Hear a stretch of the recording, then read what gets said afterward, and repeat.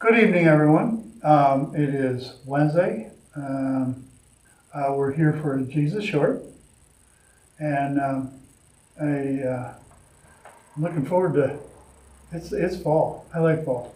I am still wearing shorts, and over the next 4 weeks, you're going to see me wearing the same clothes, and it's not. It's because we film all four at one time.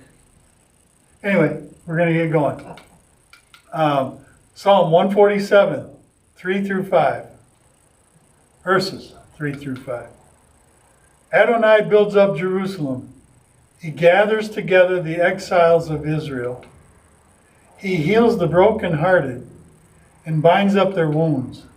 He determines the number of the stars. This is what I wanted to focus on. He gives them all their names. So he even knows the names of every star. He names them, and then can you imagine? You look up, we've all done it. On a clear night, you go out and you lay on the ground or on the beach or whatever, and you look up, you see all these stars. He's got every one of them is named. And he knows them by name. And then he knows every one of us. What kind of memory does he have? I don't think he has to have a day planner. Great is our Lord and mighty in power. His understanding is infinite. Infinite.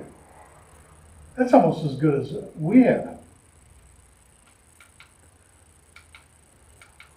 Matthew 28:18. And Yehoshua came up to them and spoke to them, saying, all authority in heaven and on earth has been given to you. Now they're given to me. Now, the reason I say that, this is Jesus saying it's all been given to him. And that's why I wanted to point out that he knows the name of the stars. So if he thinks that much of the stars, can you imagine what he has done for us?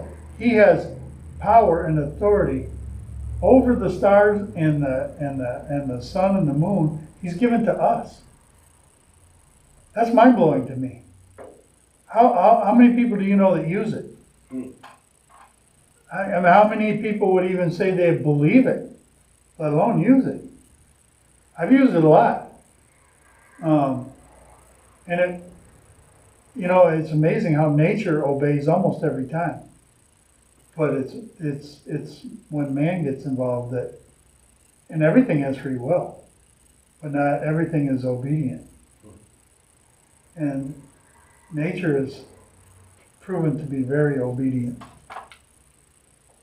Colossians 2:9, for all the fullness of deity lives bodily in him, Jesus.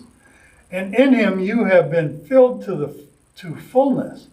He is the head over every ruler and authority. Really. So why is it we say that we must obey every authority figure, every government agent? You think that they're all following God and doing righteousness? If the laws are just, we must follow the laws of man. But if they're unjust, we must follow the laws of God. I can't stand before him and say, yeah, but you told me I had to follow this ruler, and this ruler was the one that said all these other things were okay. That's not going to work. Proverbs 18:21.